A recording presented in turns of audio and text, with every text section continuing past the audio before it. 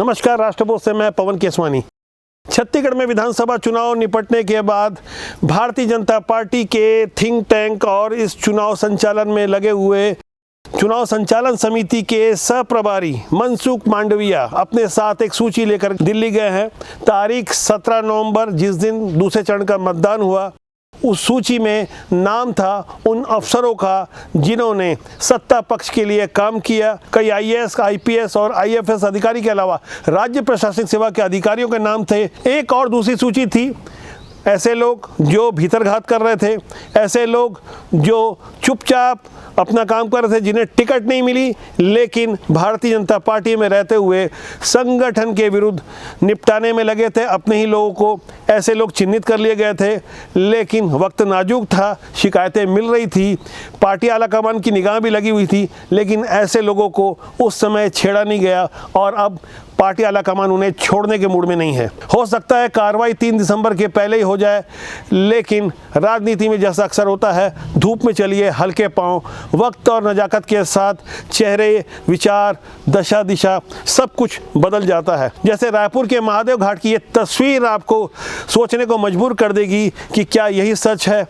ये तस्वीर है डॉक्टर रमन सिंह जो 15 साल के मुख्यमंत्री रहे, और इसी तस्वीर में आपको नजर आ रहे हैं सीएम भूपेश बघेल किस तरह से अभिवादन कर रहे हैं, किस तरह से हाथ मिला रहे हैं। इसी मंच में आपको बृजमोहन अग्रवाल और एजाज ढेबर भी नजर आ रहे होंगे, बाकायदा हंसी ठिठोली करते हुए। कोई सोचेगा नहीं, जमीनी कार्यकर्ता तो खासकर जो व्यक्तिगत रूप से लड़ाई कर लेते हैं, किस तरह से थाने का घेराव होता है, किस तरह से मारपीट तक की नौबत आती है, लेकिन बड़े नेता सब कुछ फील गुड महसूस करते हैं। ऐसी तस्वीरें आम लोगों को भी सोचने को मजबूर करती है। शायद यही कारण होता है कि आम आदमी राजनीति से जुड़ने से कतराता है और आम आदमी सोचता है कि क्या यही सच है। जिनके लिए हम लड़ रहे थे वो तो हंसी ठिठोली कर रहे हैं, वो इस तरह से बातें कर रहे हैं, इस तरह से गलबैयाँ कर रहे हैं जैसे कुछ हुआ ही नहीं। क्या ये झगड़ा उन जमीनी कार्यकर्ताओं का व्यक्तिगत था जो पार्टी की विचारधारा को लेकर आगे बढ़ते हैं, लेकिन शीर्ष स्तर पर जो होता है, जो खुली आंखों से दिख रहा है, अब तक फिल्मों में नजर आता था, अब आप अपनी स्क्रीन में देख रहे हैं। यह तस्वीर महज 36 घंटे पहले की है। शाम का समय था, ढलती शाम में पूर्व मंत्री राजेश मूणत भी वहां मौजूद थे, उनके प्रतिद्वंदी विकास उपाध्याय भी मौजूद थे।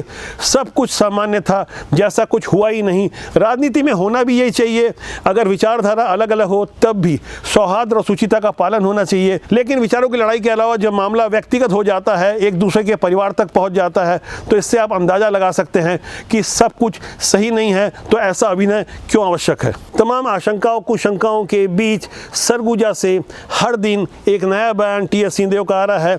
जो बयान चल कर आ रहा है उसके गहरे मतलब तलाशे जा रहे हैं, क्योंकि बाबा पहले से कहते रहे हैं कि वो मुख्यमंत्री बनना चाहते हैं। अब जब वो थोड़ा संभल कर बोल रहे हैं और समझाने की कोशिश कर रहे हैं, यदि मैं मुख्यमंत्री नहीं बना तो ये मेरा आखिरी चुनाव होगा, मतलब साफ है वो दबाव भी बनाना चाहते हैं और अपना अधिकार भी मुख्यमंत्री की कुर्सी के लिए कायम रखना चाहते हैं। हालांकि बाबा ने बहुत पहले स्पष्ट कर दिया है कि वो भाजपा के साथ नहीं जाएंगे, लेकिन यहाँ भी गहराई से समझने वाली बात है, ये वही टीएस सिंहदेव बाबा हैं जिन्होंने अपनी ही सरकार से इस्तीफा दिया था, मंत्रिमंडल से इस्तीफा नहीं दिया था। बहुत संभल के सावधानी से अपनी बातों को रखते हैं, खुलकर बोलते हैं, तो भाजपा का आला कमान इनके संपर्क में है। दावा तो बहुत कुछ किया जा रहा है, कुछ बातें पुष्ट नहीं होती। दावा किया जा रहा है कि वक्त जरूरत पर जब मदद की आवश्यकता होगी तो भारतीय जनता पार्टी का आला कमान ऐसे लोगों के माध्यम से जरूर संपर्क करेगा जो सीधे बात कर सके। लेकिन यह नहीं भूलना होगा कि चुनाव आचार संहिता लगने के चंद रोज पहले खुले मन से ऑन कैमरा प्रधानमंत्री नरेंद्र मोदी के सामने अपनी ही सरकार के विरुद्ध जो टीएस सिंहदेव कह के गए कि केंद्र सरकार किसी तरह का कोई पक्षपात नहीं करती, एक बहुत बड़ा बयान था। जाहिर तौर पर इस बयान से कांग्रेस को तो नुकसान हुआ ही होगा, साथ में सरगुजा की जनता भी यह समझने की कोशिश कर रही है, जिस टीएस सिंहदेव बाबा को मुख्यमंत्री के रूप में देखना चाहती थी, 2.5 साल बाद लगातार इंतजार किया जाता रहा और चुनाव के ठीक 2.5 महीना पहले वो उप मुख्यमंत्री बन गए। वो कौन सी स्ट्रेटेजी थी, क्या पार्टी आलाकमान ने उन्हें कोई पक्की गारंटी दी थी, यह भी समझने की बात है। अंदर खाने की ढेर सारी बात है, संकेतों की भाषा से समझा जाता है। राजनीति में हर बातें खुलकर नहीं कही जाती। राजनीति की ऐसी नूरा कुश्ती से अलग अब यक्ष प्रश्न खड़ा होता है कि 3 दिसंबर को सरकार किसकी बनेगी। आम जनता जानना चाहती है, ये कौतूहल का प्रश्न है। 76.31 प्रतिशत। जो अंतिम सूची जारी हुई है, मुख्य निर्वाचन अधिकारी रीना बाबा साहब कंगाले ने जो जानकारी दी है, उस जानकारी के अनुसार जो मतदान प्रतिशत है 76.1, उससे कहीं अलग राजधानी रायपुर की चारों सीटों में जो मतदान हुआ है 56 से 59% तक, वह लोगों को सोचने को मजबूर कर रहा है कि राजधानी में आखिर ऐसा क्यों हुआ। ये जो ट्रेंड चलता है चुनाव प्रतिशत से चुनाव परिणाम तक पहुंच जाना, यह राजनीति के जानकार विश्लेषक अपने अपने ढंग से कयास लगाते हैं, लेकिन जो ट्रेंड चला आ रहा है वह यही बताता है कि जब जब मतदान प्रतिशत कम होता है तो उससे कहीं ना कहीं भारतीय जनता पार्टी को नुकसान पहुंचता है। लेकिन जिस तरह से 20 सीटों का मतदान 7 नवंबर को हुआ और उसके 3 दिनों के भीतर ही जो सर्वे निकाले गए, जो जानकारियां निकाली गई, उससे पार्टी के प्रभारी ओम प्रकाश माथुर जैसे बड़े नेताओं के चेहरे खिल गए। लेकिन कांग्रेस के अंदर खलबली मच गई जब जब सीएम भूपेश बघेल मीडिया के सामने आए, कुछ निराश लगे। 20 सीटों के मतदान के बाद उन्होंने एक नई और बड़ी घोषणा कर दी, छत्तीसगढ़ गृह लक्ष्मी योजना, जिसमें 15,000 महिलाओं को हर साल देने का वादा किया गया है। सामान्य व्यक्ति भी यह प्रश्न खड़ा कर रहा था, जब घोषणा 90 सीटों के लिए है तो 20 सीटों के चुनाव के बाद यह घोषणा क्यों की गई। जाहिर तौर पर मतलब साफ था कि 20 सीटों के चुनाव परिणाम सीएम भूपेश बघेल तक भी सर्वे के अनुसार पहुंच चुके थे, जो उनके अनुकूल नहीं था। तो ऐसे में वो हर कोशिश मुमकिन लगती है जिससे हर हाल में चुनाव जीता जाए। 2018 में जिस तरह से घोषणाओं ने कांग्रेस को विजय दिलाई, अब भी उम्मीद थी कि ढेर सारी घोषणाओं से कि कहीं ना कहीं चुनाव के माहौल को बदला जा सके। तो उसके बाद भाजपा के लिए अनुकूलित परिस्थिति निर्मित होना ही था, क्योंकि बस्तर और राजनांदगांव के इलाके की वो सीटें जहां से भारतीय जनता पार्टी खतरा महसूस कर रही थी, यदि वहीं से ही स्थितियां अनुकूल हो जाए तो जाहिर तौर पर इसे आगे की परिस्थिति के लिए भी अच्छा ही माना जाता। चुनाव निपटने के 3 दिन बाद अब धीरे धीरे कुहासा छट रहा है। जो धुंध छाई थी उससे अब तस्वीर निकलकर सामने आ रही है कि कहां कैसी परिस्थितियां हैं। भारत और ऑस्ट्रेलिया के वर्ल्ड कप के फाइनल मैच को देखते हुए कुमारी शैलजा इंडोर स्टेडियम में लगातार चर्चा करती रही, प्रत्याशी उनके पास आते रहे और फीडबैक देते रहे। कांग्रेस की ऐसी औपचारिकता से कहीं आगे दिल्ली में बैठे अमित शाह अपने सूत्रों से जो जानकारी ले रहे थे, जिस तरह की अब तैयारियां चल रही है, हमारे पास जो अंदर खाने की जानकारी आ रही है उसके अनुसार कहीं ना कहीं भारतीय जनता पार्टी बहुत मजबूत स्थिति में खुद को पा रही है। प्रारंभिक जानकारी 40+ की बताई जा रही है।